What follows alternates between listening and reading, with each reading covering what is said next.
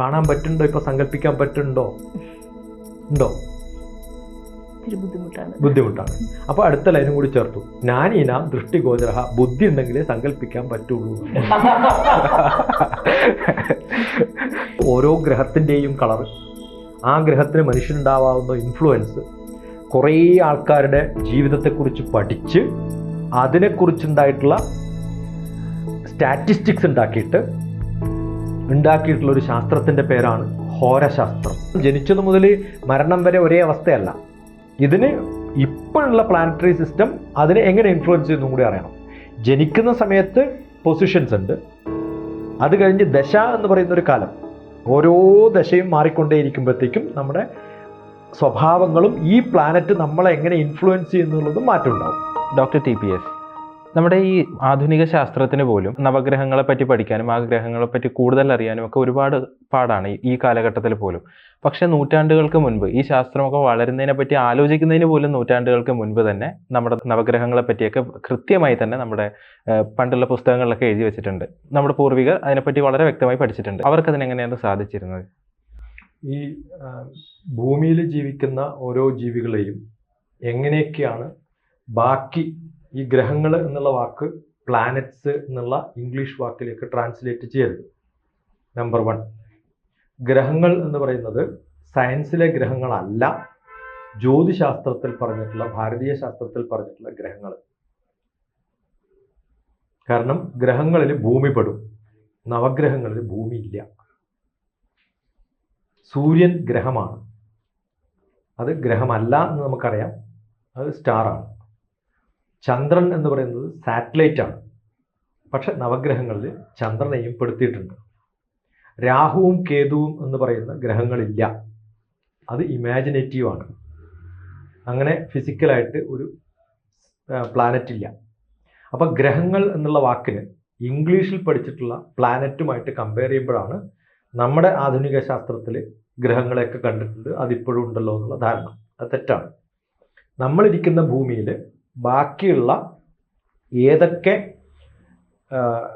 മലയാളത്തിൽ ഗ്രഹങ്ങൾ എന്ന് പറയും, പ്ലാനറ്റ് എന്നല്ല, സൂര്യൻ എങ്ങനെ ഇൻഫ്ലുവൻസ് ചെയ്യും, ചന്ദ്രൻ എങ്ങനെ ഇൻഫ്ലുവൻസ് ചെയ്യും, അടുത്ത നിൽക്കുന്ന പ്ലാനറ്റ്സ് ആയിട്ടുള്ള മാർസ്, ജൂപ്പിറ്റർ, ഇതൊക്കെ എങ്ങനെ ഇൻഫ്ലുവൻസ് ചെയ്യും എന്ന് പഠിച്ച്, വ്യാഴം, ചൊവ്വ, ബുധൻ എങ്ങനെ ഇൻഫ്ലുവൻസ് ചെയ്യും, ഗുരു എന്ന് പറഞ്ഞാൽ വ്യാഴം എങ്ങനെ ഇൻഫ്ലുവൻസ് ചെയ്യുമെന്ന് പഠിക്കുന്നതാണ് ജ്യോതിശാസ്ത്രം.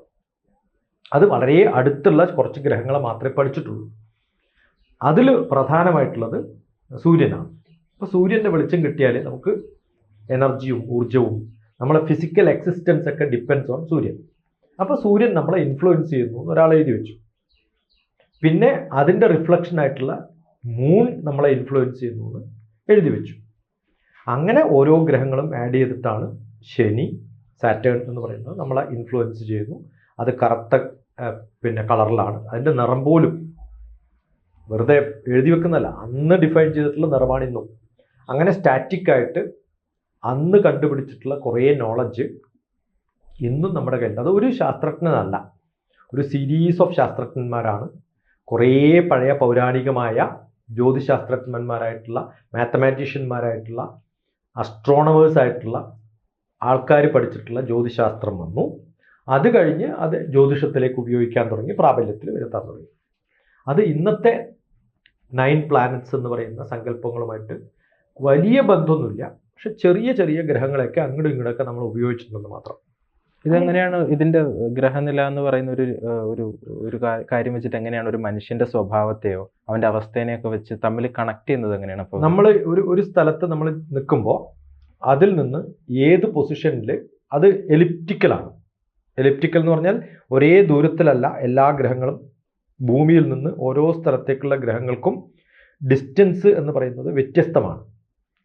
റൗണ്ട് ആയിട്ടാണ് പോകുന്നുണ്ടെങ്കിൽ, സർക്കുലർ ആണെങ്കിൽ കൃത്യമായിട്ടുള്ള ദൂരത്തിൽ എപ്പോഴും ഒരേ അവസ്ഥയിലാണ്. അതങ്ങനെയല്ല. ഈ ഭൂമിയിൽ നിന്ന് സാറ്റലൈറ്റ് എന്ന് പറയുന്ന മൂണിലേക്കുള്ള ഡിസ്റ്റൻസ് ഇന്നുള്ളതല്ല. 15 ദിവസം ഒരു സർക്കുലർ അടിക്കുമ്പോഴത്തേക്കും ഓരോ സ്ഥലത്തേക്കും കുറേ ദൂരെയും അടുത്തുമൊക്കെ പോകും. അപ്പോൾ ഈ ജനിച്ചു വീഴുന്ന ലാറ്റിറ്റ്യൂഡ്, ലോഞ്ചിറ്റ്യൂഡ്, എറണാകുളത്ത്, കൊച്ചിയിൽ, ഈ സ്ഥലത്ത്, കല്ലൂരിൽ നിന്ന് നമ്മൾ സംസാരിക്കുമ്പോൾ ഇവിടെ ഇപ്പോൾ ജനിക്കുന്ന ഒരു കുട്ടിക്ക് ഈ സ്റ്റാറുകളുടെയൊക്കെ പൊസിഷൻ 360 ഡിഗ്രിയിൽ ഏത് ഡിഗ്രിയിലാണ് എന്ന് കൃത്യമായിട്ട് എനിക്ക് മാപ്പ് ചെയ്യാൻ പറ്റും. അതാണ് ജ്യോതിശാസ്ത്രം. ആ മാപ്പ് ചെയ്തിട്ട് ഒരാളുടെ ഭാവി എങ്ങനെയാണ് അത് മാപ്പ് ചെയ്തിട്ട് അത് ഏതൊക്കെ സ്ഥലത്താണുള്ളത് എന്നനുസരിച്ചിട്ട് ഗർഭപാത്രത്തിൽ നിന്നും പുറത്തു വരുമ്പോൾ ആ കുട്ടിയെ ഇൻഫ്ലുവൻസ് ചെയ്യുന്ന എനർജിയുടെ കണ്ടന്റ് മനസ്സിലാക്കിയാൽ ഇയാളുടെ ബേസിക് ക്യാരക്ടർ പറയാൻ പറ്റും. അപ്പോൾ ഒരു സമയം തന്നെ ജനിച്ച 2 കുട്ടികളുടെയും ഇപ്പം ഇരട്ടകൾ പ്രസവിച്ച ഇരട്ട കുട്ടികൾ ഉണ്ടായാൽ ഈ എല്ലാ ഗ്രഹനിലകളും സിമിലർ ആയിരിക്കണമല്ലോ, ഒരുപോലെ തന്നെ ആയിരിക്കണമല്ലോ.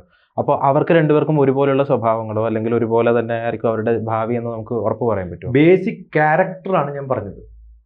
നമ്മൾ ഒരാളുടെയും ബേസിക് ക്യാരക്ടർ അല്ല.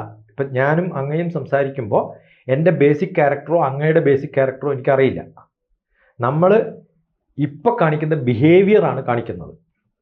നമ്മൾ ഒരേ സ്ഥലത്ത് ജനിച്ചിട്ടുണ്ടെങ്കിലും ഞാൻ കഴിക്കുന്ന ഭക്ഷണം, എൻ്റെ ചുറ്റുപാട്, എന്നെ ഇൻഫ്ലുവൻസ് ചെയ്യുന്നത്, ഞാൻ അബ്സോർബ് ചെയ്യുന്നത് ഒക്കെ മാറി കുറേ ട്രാൻസ്ഫർമേഷൻസ് ഉണ്ടാകുമ്പോൾ അവർ വ്യത്യസ്തമായ പാത്തിലേക്കും വ്യത്യസ്തമായ ടേസ്റ്റിലേക്കും ഒക്കെ മാറിപ്പോവാം. ഇത് ഒരു പാർട്ട് മാത്രമാണ്. ഇപ്പം എന്നെ ഡിറ്റർമിൻ ചെയ്യുന്ന അസ്ട്രോളജി എന്ന് പറയുന്നത് 1/3 ആണെങ്കിൽ 1/3 എൻ്റെ പാരൻസിൻ്റെ ജീൻസിലുള്ള ബേസിക് ആയിട്ടുള്ള മാനുഫാക്ചറിങ്ങിൽ നടക്കുന്ന എൻ്റെ കൺട്രോളിലല്ലാത്ത കുറേ കാര്യങ്ങൾ എന്നിലുണ്ടാവും. ഇതെല്ലാം കൂടിയുള്ളൊരു കോമ്പിനേഷനാണ് നമ്മൾ ആരാവും, എപ്പോഴാവും, നമ്മൾ പോകുന്ന വഴി, ആരുടെയൊക്കെ കൂടെയാണ്, എത്ര വേക്കൻസി ഉണ്ട് എന്നൊക്കെ അനുസരിച്ചിട്ടാണ്. ഇപ്പം ഒരേ ക്യാരക്ടറാണ്, ഒരേ അറിവാണ് എന്ന് വെച്ചിട്ട് ഒരു വേക്കൻസി ഉള്ളെങ്കിൽ 2 പേരെയും കൊണ്ടെടുത്തുവോ? ഇല്ല. അപ്പോൾ ഒരാൾ ആ വഴിക്ക് പോകും, മറ്റേ ആൾ വേറെ വഴിക്ക് പോകും. ഇത് ഒന്നും ജീവിതത്തിൻ്റെ ബേസിക് ക്യാരക്ടർ എന്ന് പറയുന്നത് അവനെ ഡിറ്റർമിൻ ചെയ്യുന്നില്ല. അവൻ്റെ വഴി ഇതാണ് എന്ന് കാണിച്ചു കൊടുക്കുകയുള്ളൂ. അതുവഴി പോകണോ വേറെ വഴി പോകണോ എന്നുള്ളത് അവൻ്റെ സർക്കംസ്റ്റൻസ് അനുസരിച്ചിട്ടാണ് തീരുമാനിക്കുക. അത് പല മൂലകങ്ങളുടെയും പല അതിൻ്റെ വെയിറ്റ് അനുസരിച്ചിട്ടും ഒക്കെയാണ് ഇതിൻ്റെ അൾട്ടിമേറ്റ് ഫലം ഉണ്ടാവുക. ഈ നഗ്നനേത്രങ്ങൾ കൊണ്ട് കാണാൻ പറ്റാത്തതാണ് ഈ പറഞ്ഞ നിറം, ഒരു ഗ്രഹത്തിന്റെ നിറം എന്ന് തൊട്ട് മുമ്പ് പറഞ്ഞു. അത് നമുക്ക് കാണാൻ ഒരിക്കലും സാധിക്കില്ല. അപ്പോൾ അവിടേക്ക് എത്തിപ്പെടുക എന്ന് പറഞ്ഞാൽ ആ കാലഘട്ടത്തിൽ ശരിക്കും ചിന്തിക്കാൻ പോലും പറ്റാത്ത കാര്യമാണ്. പക്ഷെ അവർക്ക് അത് എങ്ങനെയായിരിക്കും? അതാണ് ഞാൻ പറഞ്ഞത്, ഒരു അണുവിൻ്റെ അറ്റത്തുള്ള ഒരു ഏറ്റവും അങ്ങേ അറ്റത്തുള്ള ഒരു അണു, ആറ്റം എന്ന് പറയുന്നത് 10⁻⁻13 മീറ്റർ. ഈ അണുവിനെ പോലും ശരിക്കും നമ്മുടെ പുസ്തകങ്ങൾ പ്രതിപാദിച്ചിട്ടുണ്ട്, മൈക്രോസ്കോപ്പ് കണ്ടുപിടിക്കുന്നതിന് മുൻപ് രോഗാണുക്കളെ വരെ. അത്തരം സാധനങ്ങൾ മുതൽ യൂണിവേഴ്സ് എന്ന് പറയുന്ന, മൾട്ടിവേഴ്സ് എന്ന് പറയുന്ന ഏറ്റവും വലിയ സങ്കല്പങ്ങൾ പോലെ, മിൽക്കി വേ ഗാലക്സി എന്നൊക്കെ പറയുന്ന സംഭവങ്ങൾ പോലെ, ടൈമിൻ്റെ സ്പേസ് എന്ന് പറയുന്നത് ഒരു ചെറിയൊരു ലോട്ടസ് ഫ്ലവറിൻ്റെ പെറ്റലിൻ്റെ ഉള്ളിലേക്ക് കൂടി ഒരു ആണി കടക്കുമ്പോൾ അല്ലെങ്കിൽ ഒരു നീഡിൽ കടക്കുന്ന സമയത്ത് ആ ഒരു ഫ്രാക്ഷൻ ഓഫ് സെക്കൻഡ് മുതൽ ഏറ്റവും വലിയ കാലഗണനയുള്ള യുഗങ്ങളുടെ കാലം വരെ, എന്നുവെച്ചാൽ ടൈമും സ്പേസിലും ചെറിയ മെഷർമെൻറ്റ് മുതൽ ഏറ്റവും വലിയ മെഷർമെൻറ്റ് പോലെ ഒരേപോലെ പഠിച്ചിട്ടുള്ള ശാസ്ത്രജ്ഞന്മാരുണ്ടായിരുന്ന ലോകത്താണ് നമ്മൾ ഇപ്പോൾ ജീവിക്കുന്നതെന്ന് മനസ്സിലാക്കും. അവർക്ക് എങ്ങനെയാണെന്ന് മനസ്സിലായതെന്ന് ചോദിച്ചു കഴിഞ്ഞാൽ അവർക്ക് ബാക്കിയുള്ളവർക്കില്ലാത്ത കുറേ കണ്ണുകളുണ്ടായിരുന്നു എന്നാണ് പറയുക. ഉദാഹരണത്തിന് ആറ്റം, ഞാനിപ്പോൾ കെമിസ്ട്രി ക്ലാസ് എടുക്കാൻ പോകുമ്പോൾ സ്കൂളിലൊക്കെ ഉള്ള ടീച്ചേഴ്സിനോടും കോളേജിലുള്ള പ്രൊഫസർമാരും PhD എടുത്തവരോടും ചോദിക്കുന്നത്, നിങ്ങളുടെ ബേസിക് നോളജ് എന്ന് പറയുന്നത് ആറ്റം റിലേറ്റഡ് ആണല്ലോ കെമിസ്ട്രിയിൽ, ഇതൊരു ആറ്റം കണ്ടിട്ടുണ്ടോ? അങ്ങനെ ആറ്റം കാണാൻ പറ്റുന്നില്ല, മൈക്രോസ്കോപ്പ് എന്നാലും കാണാൻ പറ്റുന്നില്ല. കാരണം മിക്കവാറും സെല്ലുകളൊക്കെ കാണാൻ പറ്റും, അത് കഴിഞ്ഞ് ആറ്റം അത് കണ്ടിട്ടൊന്നുമില്ല, നമ്മളൊരു സങ്കല്പം. പക്ഷെ നമ്മുടെ കണാദൻ്റെയൊക്കെ ഡെഫിനിഷനിൽ ജലാന്തര ഗതേ ഭാനൗ യത് സൂക്ഷ്മം ദൃശ്യതേ രചക തസ്യ 30തമോ ഭാഗഃ പരമാണുരിതി സ്മൃതഃ എന്നാണ്. നല്ല ഡാർക്കായിട്ടുള്ളൊരു റൂമിൽ ഒരു ലൈറ്റ് പാസ് ചെയ്യുമ്പോൾ കുറേ ചെറിയ ചെറിയ സ്ഫുലിംഗങ്ങൾ കാണാം. ഒരു ബക്കറ്റ് വെള്ളം എടുത്തിട്ട് ശുദ്ധമായ വെള്ളത്തിൽ ടോർച്ച് അടിച്ചാലും ഇതേ സ്ഫുലിംഗങ്ങളാണ് കാണാം. അത് രജഹ എന്നാണ് പേര്. അതിൻ്റെ വലുപ്പം എന്ന് പറയുന്നത് ഒരു സാധാരണ മനുഷ്യൻ്റെ മുടി എത്ര തിക്നെസ് ഉണ്ടോ ആ തിക്നെസ്സിൽ കട്ട് ചെയ്ത് കഴിഞ്ഞാൽ കിട്ടുന്ന ഒരു സ്ക്വയർ അല്ലെങ്കിൽ ഒരു റൗണ്ട് ഉണ്ടാക്കിയെന്ന് വിചാരിക്കും. ആ വലുപ്പം എന്ന് പറയുന്നത് 300 ആറ്റംസ് ആണ്, 300 ആറ്റംസ്. ഇത് ഡിഫൈൻ ചെയ്തൊരു കാലം ഒന്ന് ആലോചിച്ച് നോക്കണം. എന്നിട്ടോ ജല അന്തര ഗതേ ഭാനു യത് സൂക്ഷ്മം ദൃശ്യതേ രജഹ, നിങ്ങൾ കാണുന്നത് രജഹ, തസ്യ 30തമോ ഭാഗഃ, അതിനെ 300 ഭാഗമാക്കിയാൽ യത് സൂക്ഷ്മം ദൃശ്യതേ രജഹ തസ്യ 30തമോ ഭാഗഃ പരമാണു രുതി സ്മൃതഃ, അതിനെയാണ് പരമാണു എന്ന് പറയുന്നത് എന്ന് പറഞ്ഞു കഴിഞ്ഞാൽ അടുത്ത ലൈനും കൂടി കേൾക്കണം. കാണാൻ പറ്റുന്നുണ്ടോ? ഇപ്പോൾ സങ്കല്പിക്കാൻ പറ്റുന്നുണ്ടോ? ഉണ്ടോ? ഇച്ചിരി ബുദ്ധിമുട്ടാണ്. ബുദ്ധിമുട്ടാണ്. അപ്പോൾ അടുത്ത ലൈനും കൂടി ചേർത്തു, ജ്ഞാനീനാം ദൃഷ്ടിഗോചര, ബുദ്ധി ഉണ്ടെങ്കിലേ സങ്കല്പിക്കാൻ പറ്റുള്ളൂ. എന്ത് രസകരമായിട്ട് എഴുതിയ എനിക്ക് സങ്കല്പിക്കാൻ പറ്റുന്നുണ്ട്. അപ്പൊ മനുഷ്യന് ഏറ്റവും കൂടുതൽ വിജ്ഞാനം കിട്ടണമെങ്കിൽ എന്ത് വേണം? സങ്കല്പിക്കാനുള്ള കഴിവ് വേണം. ആ കഴിവ് എന്നുണ്ടായിരുന്നു എന്നുള്ളതാണ്. അല്ലാണ്ട് മൈക്രോസ്കോപ്പ് അല്ല വേണ്ടത്, ടെലസ്കോപ്പും അല്ല വേണ്ടത്. അല്ല, ഇപ്പൊ ഇതിനെപ്പറ്റി നമുക്കൊരു ഐഡിയ ഉള്ളത് കൊണ്ടാണ് നമുക്ക് ശരിക്കും സങ്കല്പിക്കാൻ പറ്റുന്നത്. ഇങ്ങനെ 300 ആക്കിയാൽ ഇത് ആദ്യം ഇതൊരാളുടെ തോന്നൽ മാത്രമായിട്ടായിരിക്കും നമ്മൾ കൃത്യമായിട്ടാണ് പറയുന്നത്. നമ്മൾ പണ്ട് ഇവിടെ ഉണ്ടായിരുന്ന കവികള്, ശിഷ്യനും മകനും എന്ന് പറയുന്ന കവിത എഴുതിയ വള്ളത്തോൾ, അദ്ദേഹം മികവുടയ കുബേരപത്തനത്തിൽ സുഗനകമാകിയ താഴികക്കുടങ്ങൾ പകൽ പകുതി കടന്ന ഭസ്കരൻ തൻ പ്രകടമരീചികളാൽ തിളങ്ങി മിന്നി. ഇവിടുന്ന് നോക്കുമ്പോൾ ടിബറ്റ് എന്ന് പറയുന്ന സ്ഥലം, നല്ല മലകള്, ഏതുപോലെ തോന്നി അദ്ദേഹത്തിന്? വലിയ വീടുകളിൽ സ്വർണത്തിൻ്റെ കൂടാരമുണ്ടാക്കിയതുപോലെ തോന്നി. അങ്ങനെയാണ് കുബേരൻ്റെ നാടാണ് എന്ന പേര് വന്നത്. അവരുടെയൊക്കെ വീടുകളുടെ മാളികകളുടെ മുകളിൽ സ്വർണം പൂശിയതായിരുന്നു എന്ന്. അവിടെ സ്വർണം പൂശിയിട്ടുള്ള വീടുള്ളത് കൊണ്ടാണോ? അല്ല. ഇവിടെയുള്ള കവി എങ്ങനെയാണ് ടിബറ്റിലുള്ള വീട് കണ്ടത്? അദ്ദേഹത്തിൻ്റെ സങ്കല്പമാണ്. മെക്കനസ് ഗോൾഡ് എന്ന് പറഞ്ഞിട്ടൊരു സിനിമയുണ്ട്. ആ സിനിമയിൽ ടിബറ്റ് അഫ്ഗാനിസ്ഥാൻ ബോർഡറിലൊക്കെ പോകുന്ന എല്ലാ മലകളും സൂര്യരശ്മികൾ അടിച്ചിട്ട് സ്വർണത്തിൻ്റെ കളറായതുകൊണ്ട് അവിടെയൊക്കെ സ്വർണ്ണം ഉണ്ടെന്ന് വിശ്വസിച്ചിട്ടുള്ള ആൾക്കാരുടെ കഥകളാണ്. അടുത്ത കാലത്ത് ഉണ്ടാക്കിയിട്ടുള്ള, അല്ലെങ്കിൽ 20th 19th സെഞ്ചുറിയിലൊക്കെ ഉണ്ടാക്കിയിട്ടുള്ള കഥയിൽ എത്രയോ കൊല്ലം മുമ്പ് എഴുതിയിട്ടുള്ള കവികൾ ഇത് എഴുതി എന്ന് പറയുന്നത് വലിയ സങ്കല്പമല്ലേ? കാളിദാസൻ്റെ കവിതകളിൽ ടിബറ്റിലൊക്കെയുള്ള മരങ്ങളെക്കുറിച്ച് എഴുതിയിട്ടുണ്ട്, നിറഞ്ഞ ഫോറസ്റ്റുകൾ.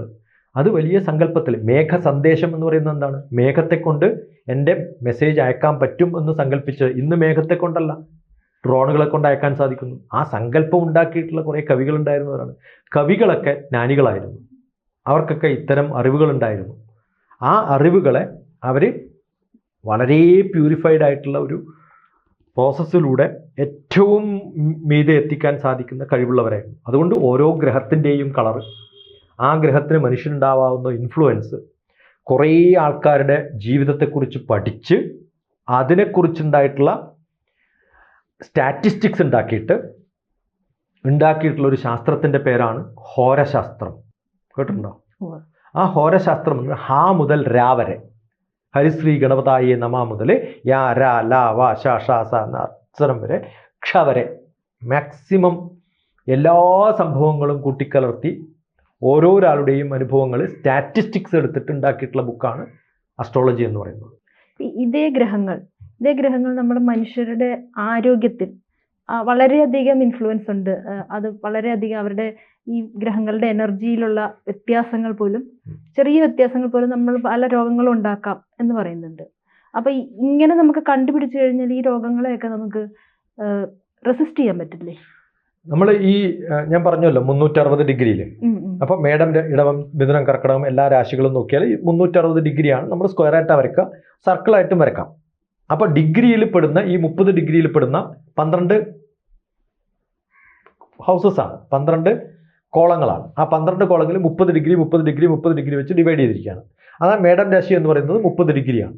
അങ്ങനെ 12 രാശികളിൽ നമ്മൾ ഇതൊക്കെ ചേർക്കുമ്പോൾ 360 ഡിഗ്രി എന്ന് പറയുന്ന ആ സ്ഥലത്ത് നമ്മൾ ഓരോ സ്ഥലത്തും വെക്കുന്നു. അതിലിപ്പം രാഹു എന്ന് പറയുന്നത് നമ്മൾ തലയിലാണെന്ന് വിചാരിക്കുക, ഉറപ്പായിട്ടും ഇദ്ദേഹത്തിന് തലവേദന ഉണ്ടാവും എന്ന് എനിക്ക് പറയാൻ പറ്റും. അപ്പോൾ ആ സമയത്ത് ആ ഗ്രഹങ്ങൾ ഇന്ന സ്ഥലത്താണെങ്കിൽ അതിൽ നമുക്കൊരു ഇൻഫ്ലുവൻസ് ഉണ്ടാവുന്നതാണ് കാരണമെന്ന് മനസ്സിലായി. ഇനിയിപ്പോൾ അതിൻ്റെ പ്രതിവിധിയാണ് പറയേണ്ടത്.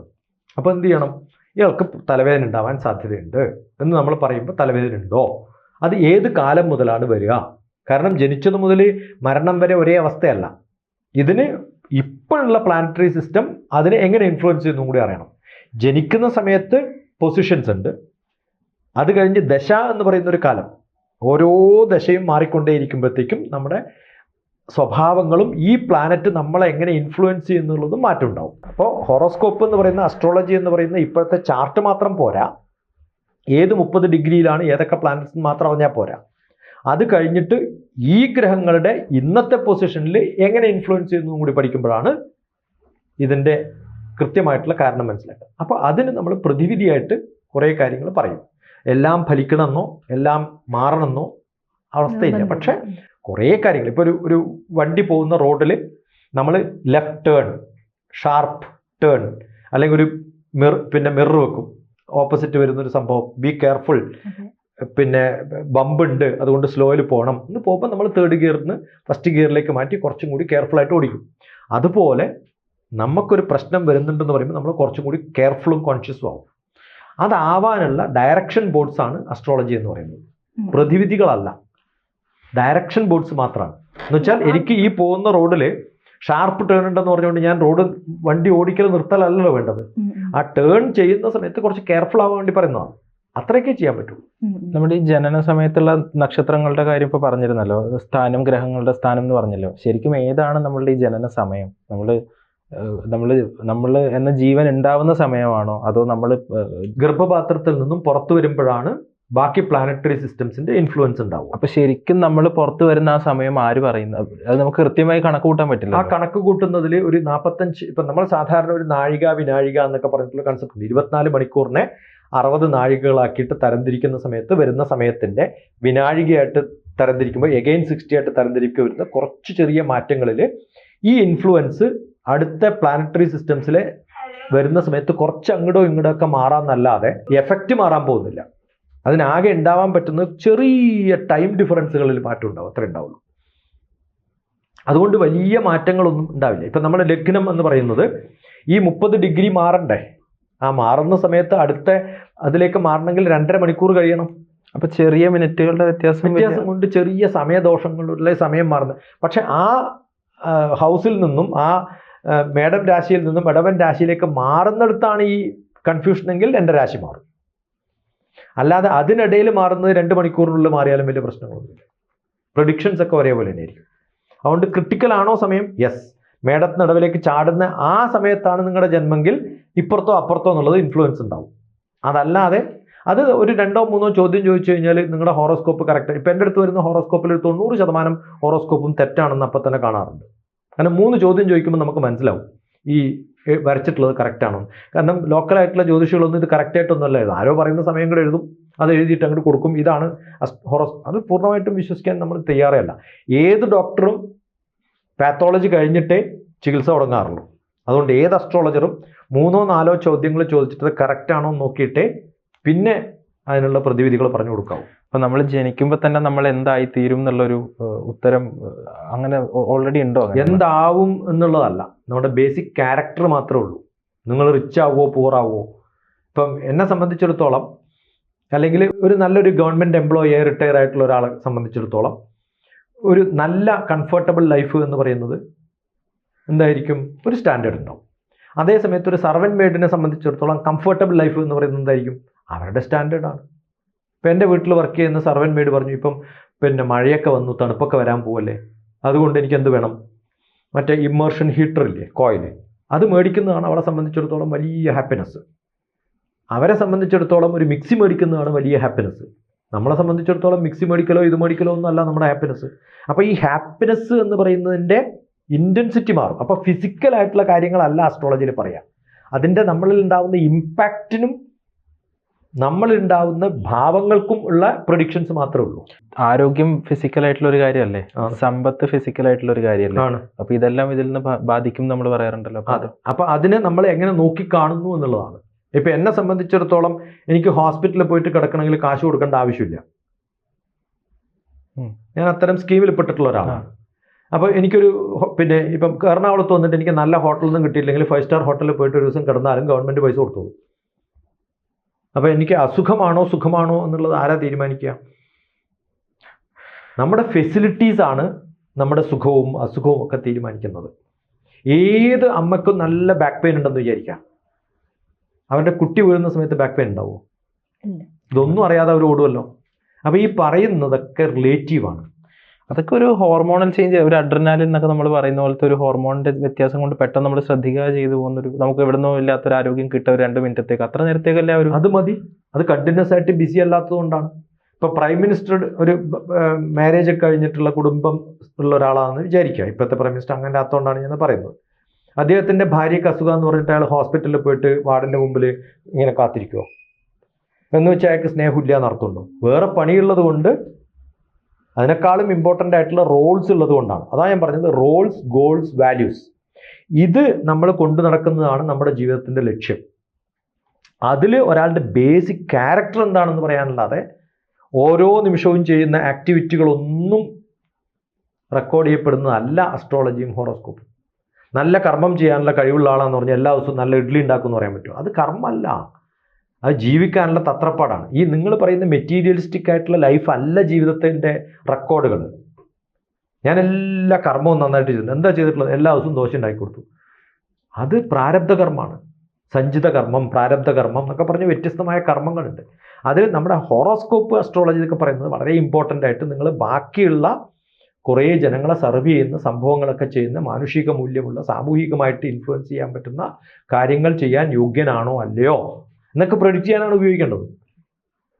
ഇപ്പം മുമ്പ്, നൂറ്റാണ്ടുകൾക്ക് മുമ്പ് ഇറ്റലി, ഫ്രാൻസ് അങ്ങനെയുള്ള രാജ്യങ്ങളിൽ ഒരു ഡോക്ടറാവാൻ വൈദ്യശാസ്ത്രം പഠിപ്പിക്കുന്നതിൻ്റെ കൂടെ ജ്യോതിശാസ്ത്രം ഒരു സബ്ജക്റ്റായിട്ട് തന്നെ പഠിപ്പിച്ച് രോഗികളുടെ ആരോഗ്യത്തെ അവർക്ക് നേരത്തെ തന്നെ പ്രെഡിക്റ്റ് ചെയ്ത് അതിന് കറക്റ്റ് മെഡിസിൻസ് ഒക്കെ കൊടുക്കാൻ സഹായിച്ചിരുന്നു എന്ന് ഞാൻ ഇവിടെ വായിച്ചിട്ടുണ്ട്.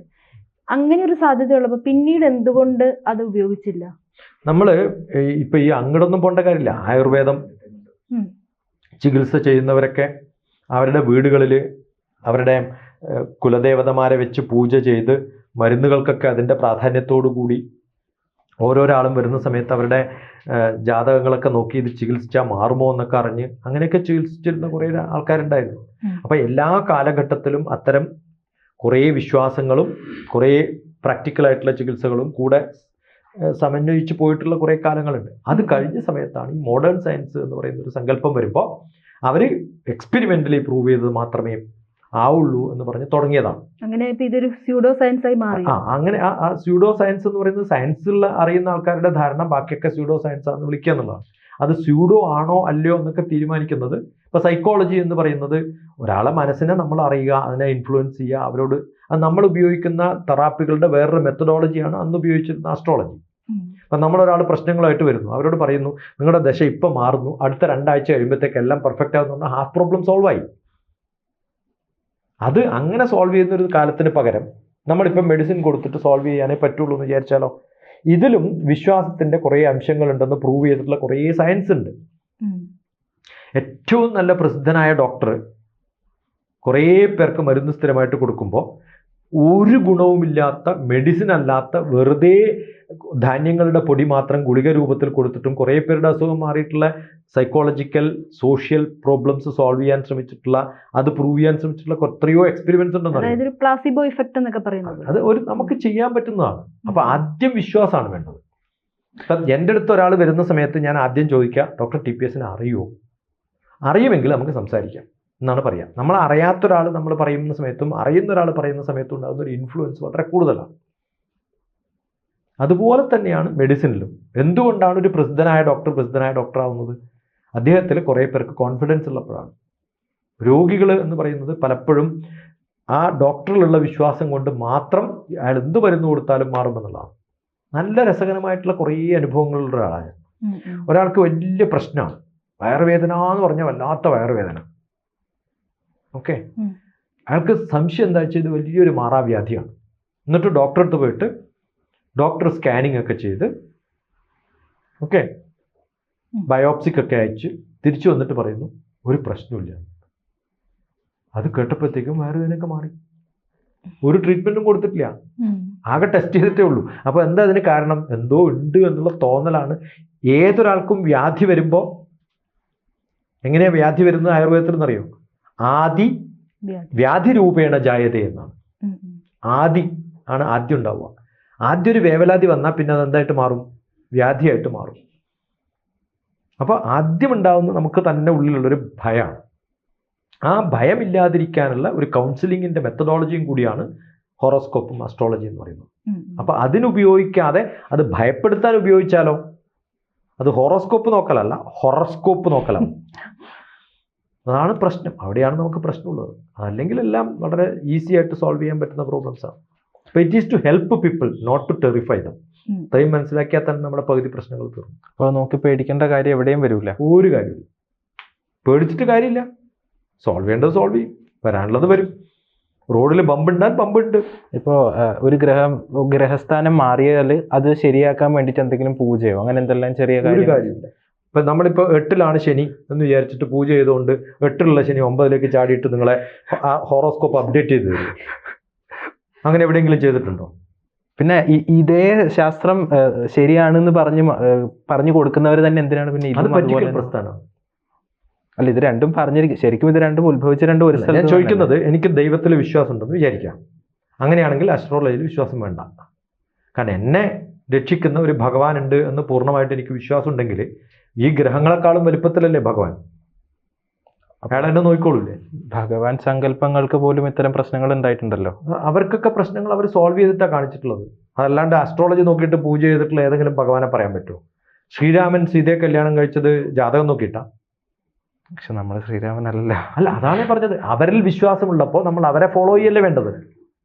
നമ്മൾ ചെയ്യേണ്ടത് ഈ പൂജകളൊക്കെ ചെയ്തിട്ട് നമ്മുടെ പ്രശ്നങ്ങൾ തീരുമെങ്കിൽ, ഇപ്പം ഞാൻ ചോദിക്കട്ടെ, ഒരു പൂജകളൊക്കെ ചെയ്ത് കഴിഞ്ഞ് രണ്ടാമത് ഹോറോസ്കോപ്പ് കണ്ട് കാണിച്ചു കൊടുത്താൽ നിങ്ങൾ എത്രയൊക്കെ പൂജ ചെയ്തിട്ട് അതുകൊണ്ട് ഒരു പ്രശ്നമില്ലാതെ ഏതെങ്കിലും അസ്ട്രോളജി പറഞ്ഞിട്ടുണ്ടോ? അല്ല, പിന്നെ എന്തിനാണ് അവർ തന്നെ ഇത്തരം പൂജകളിലേക്ക്? അത് നമുക്ക് കിട്ടുന്നൊരു സമാധാനം.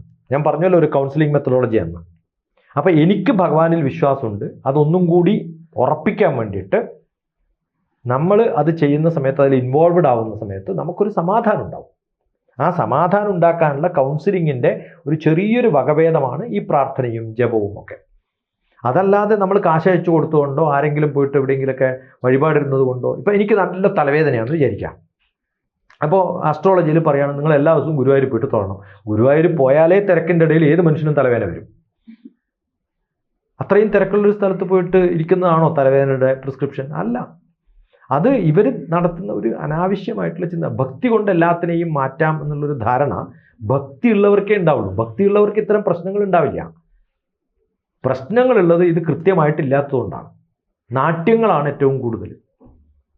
യഥാർത്ഥമായിട്ട് ഭക്തി ഉണ്ടെങ്കിൽ കുഞ്ഞുണ്ണി മാഷ് കൃത്യമായിട്ട് പറഞ്ഞിട്ടില്ലേ, ഗുരുവായൂരിലേക്കുള്ള വഴി വായിച്ചു കേൾക്കവേ ഞാൻ എന്നിൽ നിന്ന് എന്നിലേക്കുള്ള ദൂരം കണ്ട അമ്പരന്നു ഞാൻ എന്നാണ്. ഗുരുവായൂർ കുറേ ദൂരം പോകേണ്ട കാര്യമൊന്നുമില്ല. എൻ്റെ ഉള്ളിലേക്ക് നോക്കിയാൽ എനിക്ക് കാണാൻ പറ്റുന്നതാണ് ഭഗവാൻ.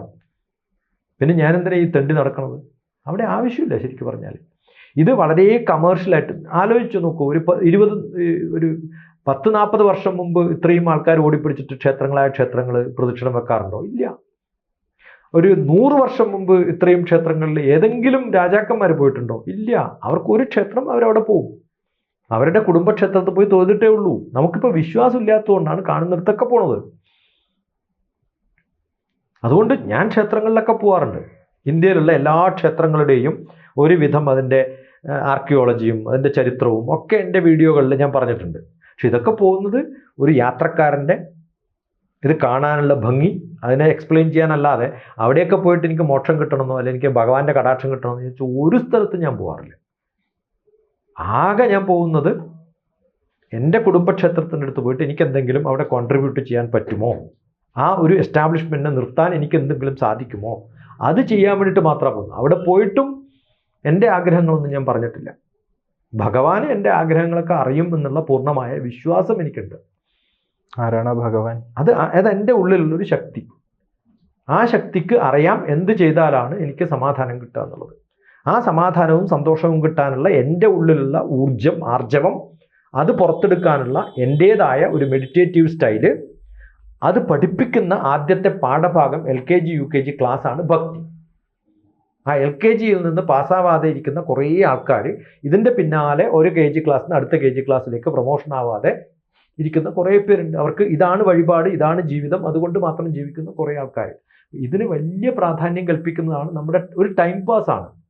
ആ ടൈം പാസിൽ നിന്ന് മാറിയിട്ട് നമ്മൾ കുറച്ചും കൂടി ബോധ്യത്തോടും കൂടി ജീവിക്കാൻ തുടങ്ങുമ്പോൾ, ഈ കുറച്ചും കൂടി ബോധത്തോടും ജീവിക്കാൻ തുടങ്ങുമ്പോഴല്ലേ ഇതിൽ നിന്നുള്ള വിശ്വാസം പൂർണ്ണമായിട്ടും ഇല്ലാതാവുന്നത്? അല്ല, അത് ഉള്ളിലേക്ക് ആഴ്ന്നിറങ്ങുന്ന വിദ്യാഭ്യാസം, അറിവാണ് ഭഗവാന്റെ അൾട്ടിമേറ്റ് എയിം.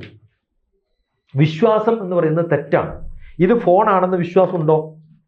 ഫോണാണല്ലോ. അതെ, വിശ്വാസമാണ്. പക്ഷെ അത് ഞാൻ ഉപയോഗിച്ചിട്ട് ഡയൽ ചെയ്തിട്ട് ആരിലെങ്കിലും എത്താൻ സാധിക്കുമ്പോൾ, ഇതിൽ ഫോട്ടോ എടുക്കാൻ സാധിക്കുമ്പോൾ, കുറേ കാര്യങ്ങളൊക്കെ സ്മാർട്ട് ഫോണിൽ ഡിഫൈൻ ചെയ്തിട്ടുള്ള കാര്യങ്ങൾ ചെയ്യാൻ പറ്റിയെന്ന് ഞാൻ എക്സ്പെരിമെൻറ്റ് ചെയ്യുമ്പോൾ എനിക്ക് അറിയുന്നതാണ് ഇത് ഫോൺ. അതിനു മുമ്പ് ഫോൺ പോലെയുള്ളൊരു രൂപമേ പറയാൻ പറ്റുള്ളൂ, ഇത് ഡ്യൂപ്ലിക്കേറ്റും ആവാം അല്ലേ? അപ്പോൾ ആദ്യം ഞാൻ അറിയേണ്ടത് വിശ്വാസം. അതുകൊണ്ടാണ് ഞാൻ എക്സ്പെരിമെൻ്റ് തുടങ്ങുന്നത്. എക്സ്പെരിമെൻ്റ് ചെയ്ത് കഴിഞ്ഞപ്പോൾ ഞാൻ അറിയുന്നതാണ് ഇത് ഫോണാണ്. അപ്പോൾ വിശ്വാസത്തിൽ നിന്നും അറിവിലേക്കുള്ള യാത്രയാണ് നമ്മൾ ഭഗവാനിലേക്ക് എത്തേണ്ടത്. ആ യാത്രയില്ലാതെ, എക്സ്പെരിമെൻ്റ് ചെയ്യാതെ, ഞാൻ പ്രൂവ് ചെയ്യാതെ, ഞാൻ അനുഭവിക്കാതെ വരുന്നത് ആരോ കാണുന്ന കാഴ്ച കണ്ടുകൊണ്ടിരിക്കുന്നു എന്നല്ലാതെ എനിക്ക് ബോധ്യം വന്നിട്ടില്ല ഇപ്പോഴും. അതുകൊണ്ടാണ് പല സ്ഥലങ്ങളിലാക്കിയിട്ട് പോകുന്നത്. Thank you. ജ്യോതിഷമോ വാസ്തുവോ നിങ്ങൾക്ക് ആവശ്യമുണ്ടോ? താഴെ കാണുന്ന നമ്പറിൽ വാട്സപ്പ് ചെയ്യൂ. നിങ്ങൾ ചെയ്യേണ്ടത് ഇത്രമാത്രം: താഴെ കാണുന്ന നമ്പർ നിങ്ങളുടെ മൊബൈലിൽ സേവ് ചെയ്യൂ. അതിനുശേഷം ഞങ്ങളുടെ നമ്പറിലേക്ക് വാട്സപ്പിലേക്ക് ഹായ് അയക്കൂ. ജ്യോതിഷ സംബന്ധമായ എല്ലാ ആവശ്യങ്ങൾക്കും ABC മലയാളം നിങ്ങളോടൊപ്പമുണ്ട്. സമ്പൂർണ്ണ ജാതകം, സാധാരണ ജാതകമല്ല, സമ്പൂർണ്ണ ജാതകം. 75 പേജുകളടങ്ങിയ സമ്പൂർണ്ണ ജാതകം 250 രൂപയ്ക്ക് നിങ്ങളുടെ കൈകളിലേക്ക്. അതിനായി നിങ്ങൾ ചെയ്യേണ്ടത് ഇത്രമാത്രം: താഴെ കാണുന്ന നമ്പറിൽ ബന്ധപ്പെടുക. ജ്യോതിഷവുമായി ബന്ധപ്പെട്ട എല്ലാ വിശേഷങ്ങളും നിങ്ങളിലേക്കെത്താൻ ABC ജ്യോതിഷം സബ്സ്ക്രൈബ് ചെയ്യുക.